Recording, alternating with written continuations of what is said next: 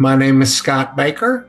I live in just north of Nashville, Tennessee. I've been in manufacturing. Actually, I calculated the other day, I've been in manufacturing for 43 years. I'm 60 years old now. I didn't realize I'd worked so long. And I mostly have worked in automotive, all in operations, but I have worked some outside of automotive, and I've been working on lean manufacturing for many years. Haven't had a lot of, let's say, real in classroom training, but a lot of books I've read and a lot of implementation that I've tried to do. So that's my introduction to the ordinary world. So I've always felt like my career was the number one most important thing in my life, maybe sometimes to a fault. But I worked first for a company called TRW, man, and I worked hard. I was probably working 12 hours a day, 7 days a week for months on end without a day off. I've read lots of books and had great leaders and a wonderful success. I was considered an up and coming person in that company. And now working at Pullman Industries, same thing. I started there. The company was on new business hold with Chrysler and Ford, our two biggest customers. And we really turned it around where we won the Chrysler Pentastar Award and the Ford Supplier of the Year Award. We're doing great things. I'm so happy. I'm doing great financially. Bought myself a BMW. Life is perfect. And I'm giving money to different charities, and I'm really enjoying what I do. I couldn't be happier, and I love going to work. Call to adventure. Who are these losers that I am working for? It's unbelievable. Since I left Pullman Industries, I've worked for complete idiots. The first guy I worked for was calling the fabrication department, telling them only to run the parts with absorption. The president of the company calling down to tell the operations people only run parts with absorption. And then when I try to assemble it, I can't get it assembled because I don't have any parts. Who does that? He doesn't know anything about operations. I'm trying so hard to get things turned around, and he's holding me back at every step. I got like $100 approval power. So anything over $100, he has to approve. Even he has a particular policy. Anybody over the age of 55 can't get a raise or a bonus. I'm pretty sure that's criminal. And I worked for another guy who, when the paint line went down, he wanted me to run it, even though the environment of the plant was just, I can't work for them anymore. I have to do something else, but I don't know what it is yet. Refusal of the call. I'm trying to be mediocre like these people I'm working for are, but it's killing me. I feel completely defeated, and I'm exhausted.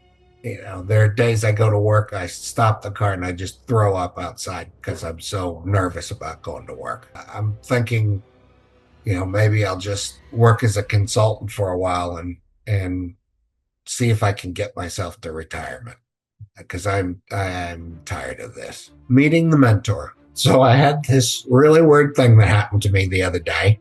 I've been trying to connect with people for my consulting business, and I had connected with this guy named George, and up on LinkedIn, it says it's his birthday. So I send him this happy birthday message, and he writes back to me that I should join him in Santorini, Greece, for a Harada Method conference. I have no idea who George is, and I don't know what the Harada Method is, but I definitely don't have any money for it. But I look him up, see what this is and what is Harada, and he seems to know a lot of people. And the Harada Method looks pretty interesting, but I don't know that I have the money for it.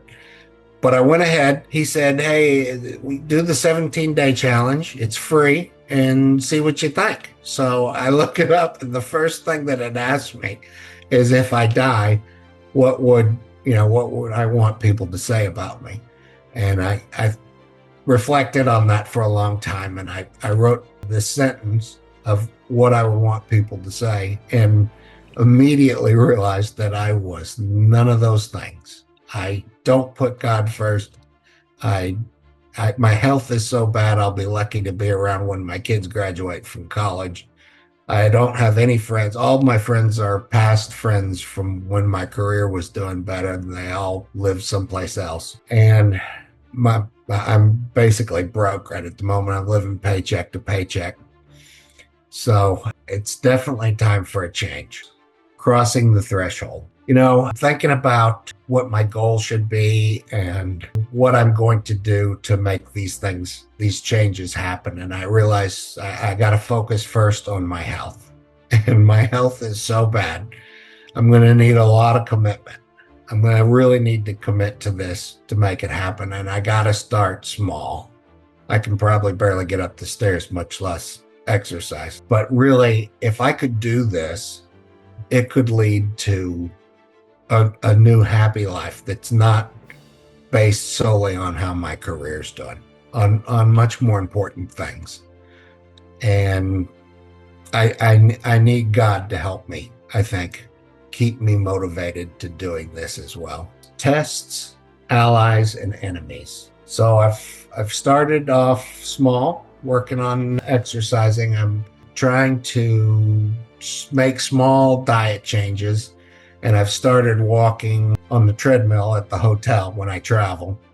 I'm starting at 15 minutes just to get myself, up in the morning, get kind of a routine of getting up in the morning. But this morning I go down there and the treadmill's not working at all. So I'm thinking, well, I guess I have to wait a while before I keep going and see if I can get that fixed. But I started talking to George, and he says, well, why? Why do you have to wait? Well, I'm not really ready for the elliptical. And he says, well, why don't you just walk outside? He's coaching me on the 5 whys, which is what I do for a living. And I realized that I'm my own enemy here. My own brain is my own enemy, and I'm going to have to do better than that. And I've been reflecting on some of these bosses that I've worked for. They're riding around in limos making $1 million bonuses, and I'm doing all the work. All the success that they have is the success that I'm doing. The one place I was working, people would comment that the only person trying to drive change and make things better is me, and they're getting all the recognition. They're milking me like a cow. And I'm not going to let that happen anymore. This starting my own career as a consultant, I can motivate myself to be better. The approach. I've been thinking about my health and how bad that it is, and how I need to really focus on that as my first goal. I can do other things, with my family and try to make more friends. But first, I got to start with my health. It's all centered around that. The success with my health will lead to the success in other things. And I've got to make my life centered around God and family and friends, and have enough of a career to keep me financially secure. And that's where I'm going to put my new focus. The ordeal. I went to San Diego with the family on vacation and didn't do my exercise routine the entire time. And now I've gone back to work, and I'm struggling to get back where I was. I've still got to exercise, but I got to get it in my head that I got to do it every day. I can't give up.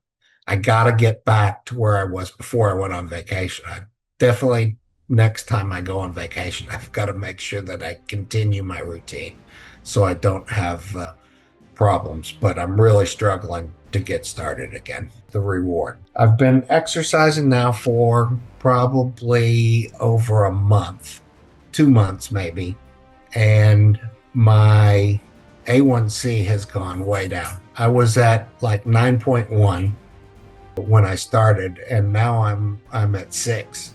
And that's like pre-diabetes. So if I can keep going, I can start getting off some of the meds that I'm on. And I'm adding years. If you look up what your time span is at 9.1 A1C and what your time span is at 6, I've added 15 more years to my life already.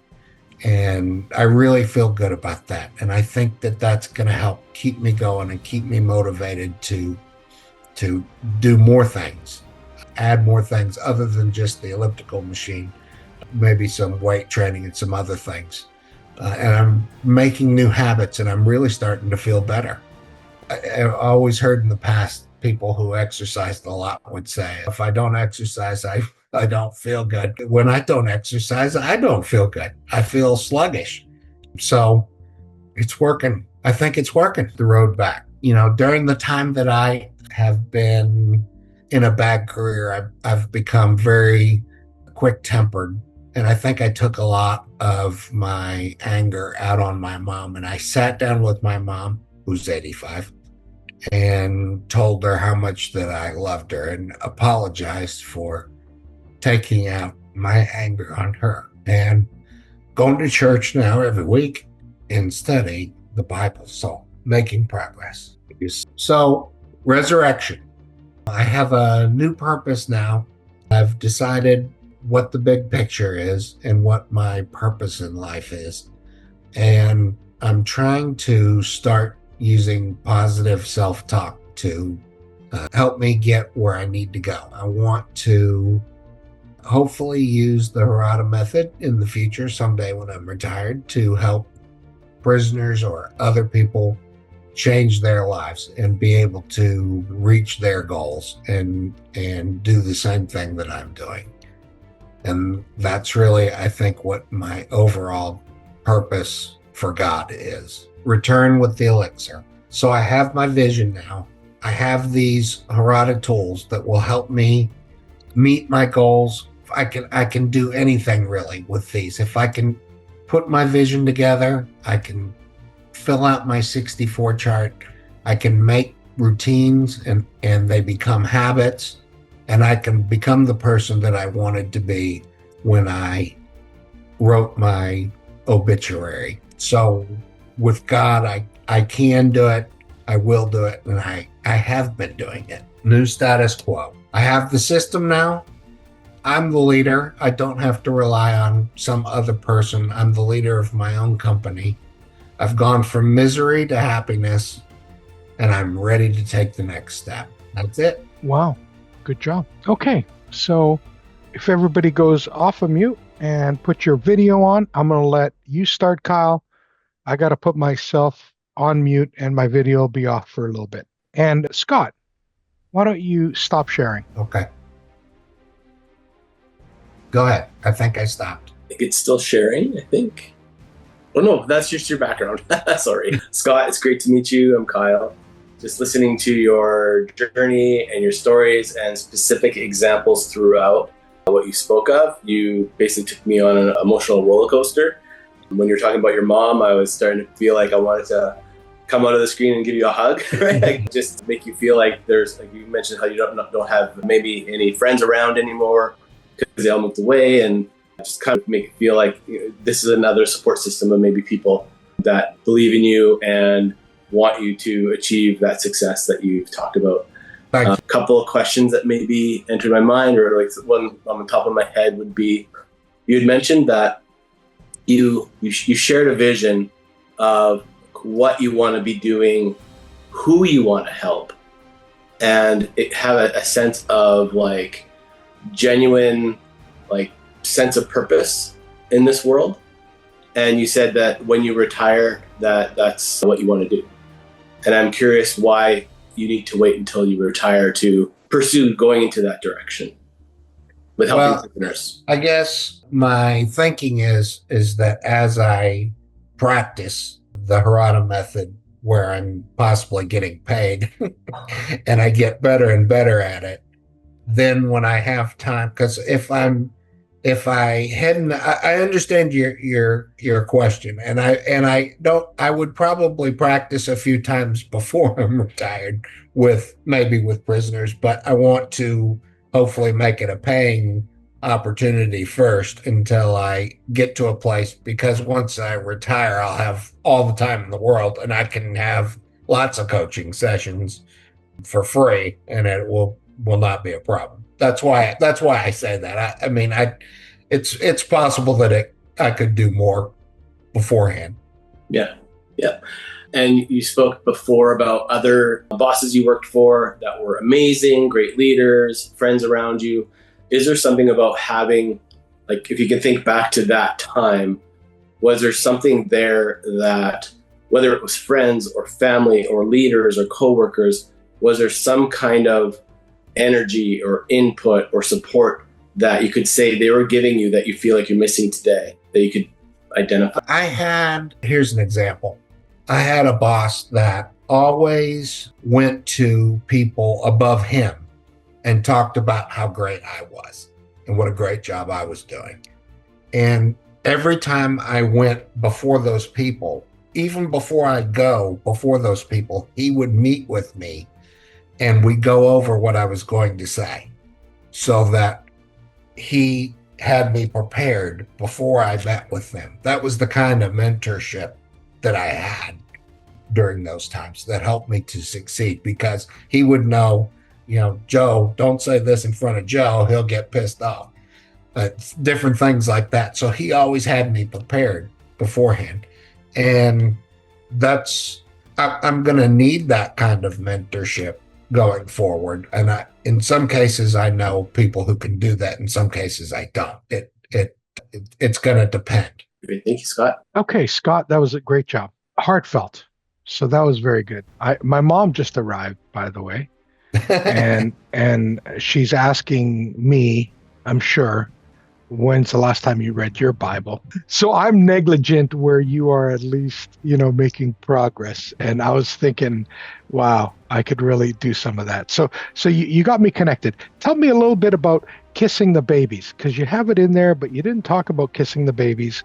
So maybe share with Kyle and Clarence. Yeah, I'm not a marketing person. I've always been a operations guy, and salespeople, marketing people have a different personality, I think, than others. And I'm currently working with somebody who is a great salesman, and he's when we go to an assignment, he's out on the floor and he's shaking hands and telling jokes and building relationships with people out on the floor, which is very important to build trust. But it's not necessarily something that I've been used to doing. And so I'm trying to have him, I'm trying to coach him, and he's coaching me a little bit in that area. So that's something I'm trying to learn. Kissing babies. Yeah, shaking hands and kissing babies like a politician. Okay, very good. So now you have a new lease on life. Yes. Tell me a little bit about self-reliance and what it means to you. Well, I noticed, and I think I mentioned this to you, the things that I'm not good at are things that I have to become good at. When I work with you and you were showing me some of the AI stuff, and you were showing me some of the marketing stuff, and I had and you learned that yourself so that you could be self-reliant in that area and not have to pay other people. And I realized that that's what I've got to do as well. I can't just rely on the things that I'm good at. I have to be self-reliant in all those other areas, in the things that I'm not good at or that I don't know about. I've got to learn about them and make that part of my repertoire that I can do. So I'm not paying somebody to do the marketing for me. I'm doing the marketing, and I know how to do it. Okay, very good. And do you have any questions for Kyle at this point, or myself at this point, before I open it up to Clarence? How are you doing on the side of the Harada, selling and coaching and getting people? Is that something? And what do you do normally? Kyle, right? Yes. Okay. So how am I doing with Harada? I guess I was a student of George. That's how I learned about the Harada Method, implementing it with my team, multiple businesses, and it gives us clarity on what our goal is, kind of like you, right? And an interesting sort of insight that I thought of also during your presentation was the areas that you feel you need to incorporate into your life to feel whole in a way, right? So faith in God is a part of that, right? And when you speak to your why and your purpose, I don't think it matters which faith or religion or even if they don't follow faith, I think that resonates and connects with people as humans anyways, right? So something that I found with the Harada Method is our goal in the middle, it helps give people a shared vision, a shared purpose. And when we look at all of the things that we want around us, it starts building very, very slowly, like you said, little tiny routines that we start adopting. Some people want to do them, not everyone wants to do them, but you kind of just do what feels right and you keep on making forward progress. And sometimes you have setbacks, but you just keep on going back to the tools that are working for you, and you kind of get back on the rails very quickly. I find for myself when I feel super stressed or things are going wrong or something explodes in my face, I go back to the Harada Method and the tools that I rely on a daily basis or every 3 weeks or every quarter that we are just using as a routine. I find within a day or two, I feel completely reset and back to being productive again. And I feel confident because I know I can rely on those tools and the people that are around me. One of the things that I also do, thanks to the Harada Method, is I've taken on a sort of a lifelong learning journey that maybe I didn't have as much of a focus before. It was more career focused, probably like you described your past was as well. But now really, how do I contribute to others? How do I keep on learning new stuff? And I just signed up for an online course yesterday that I started taking today. And it's about public speaking. And the comment that was made that really struck out to me that I think might relate to you in some way as well was, when you go out to present to others or you're a salesman or whatever it might be, and you're trying to sell something to others, you have a taker's mindset where you're trying to get people to like you. You're trying to get people to buy what you have. If you go out with a giver's mindset, you're looking at saying, what can I do to help others? And not expect anything in return. And what happens is it goes from you feeling nervous about will they buy, will they like me, to not feeling nervous anymore because you're talking about your passion and you're just trying to help others. And suddenly the nerves turns into excitement. So if you're, that's a good point. So from my experience from the Harada Method, I kind of get a little moment every day or every week or multiple ones that it just keeps on giving me new perspectives on things. And I think that based on your experience, not only the years of experience, but how you talked about what you've done in your career, I have no doubt that you could coach anybody today that hasn't had any experience that you've had. If they've had any less experience than you, I believe that it's just a matter of mindset. And again, the Harada Method, it took me 3 years or 4 years so far to get to this point today. But I know that potential is unlimited when you use the Harada Method. That's my perspective on it. And you are implementing it in your businesses, but not outside your businesses. Yeah. So we've got, both actually. We've got 3 businesses. 2 of them have investors or shareholders. So I have to do presentations to them every month on progress and future, what we're expecting to achieve. And that was all unsolicited investment. But it was as a result of using the Harada Method to help visualize the vision, help visualize the path of how we're going to do this. Because of all of those tools helped make it crystal clear. It made it easy for people to see that vision and jump in. And then in personal life, had a lot of experiences with family members and friends that would see me sharing what I'm doing with the Harada Method, and people be like, wow, you inspired me to tackle a project that I've been pushing off for years, but I'm just going to start. I'm just going to do one little thing, and just texted me saying like, this changed my life. And I'm not even going up to these people directly. They're just, by putting it out into the universe, people are discovering it and putting it into use in their own way, but it's helping people, right? And even my own family had people suffering with depression and other things that they felt like it's kind of hopeless.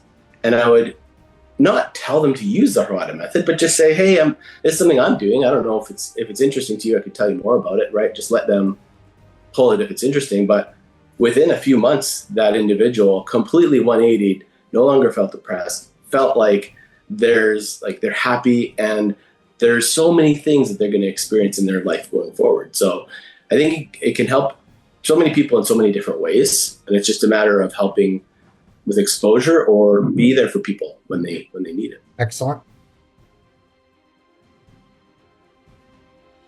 We wrap up with Claren. Claren, do you have any questions? And I will say congratulations, Scott. I'll put your certificate at the end of the video and send it to you like Monday. Thank you. Okay. No, I actually, thanks, George. I don't really have much questions for Scott because I know I'm going to go through his process in 2 weeks' time as well. I think I start a couple of weeks later than you, Scott, in terms of the whole process. I saw you on the mural. So, yeah, I followed what you've done literally on that first page. So I follow suit in what you do in terms of that. But a couple of notes, I mean, very inspiring, especially I saw you when you gone through slide 10 when you actually overcome that ordeal, which is very moving. I never took the Harada method in the angle of spirituality, which you relate to God and church is actually quite interesting. At least you know that you believe that the great divine. The one thing I do want to say about the self-reliance, you said you want to learn about marketing, you want to get hands on yourself. The one thing that I also have played in my mind in the last couple of weeks in terms of the self-reliance definition is sometimes it's in the sake of efficiency as well. You ask yourself, do I have to have my hands dirty? Or can I use other resources of people who are better than doing that? I mean, I also think of the spirit of collaboration as well. I mean, if there's a need of help, you can always go for someone or find someone who can do the job quicker and better than you. Yeah. So, yeah, I think we should not be shy to get away from that as well. I tend to also tell myself sometimes, maybe shy. I'm also like you. I'm not a good salesman, and sometimes I want to do everything by myself. But it comes to this day and age where times also becomes very valuable, and start weighing, is it worthwhile spending time on this versus getting it? It's not that you're not going to learn, but yeah, you just have to weigh it on that, whether it's better to collaborate with someone to do something. Yeah, and the final word is that you talk about you're going to help prisoners, which is quite a very, very noble thing when you actually retire. I know I've read another coach of mine that I do. I've gone through I'm going through a few personal development courses, and he actually also he was in prison, and he took a method and he wrote a book about it. In terms of the 9-month experience he was in prison, he actually helped prisoners to get into a different mindset and amazing and actually it's an award-winning book. I'd love to share the title as well with you. If you think of it, send it to George and he can send it to me. Maybe I'll put it on a mural. Put it in his mural. Yeah. Yeah. You have the ability to do it. So just slap it in there as a picture. He'll know who it's from. Wow. Okay. Good stuff. Congratulations, Scott. Thank you, Claren, and thank you, Kyle, for your, giving up some of your Saturday. All right. You guys have a great weekend, rest of the weekend. And well done. Thank you, Scott. Thank you. Yeah. Thank you, guys. Take care. Have a great day.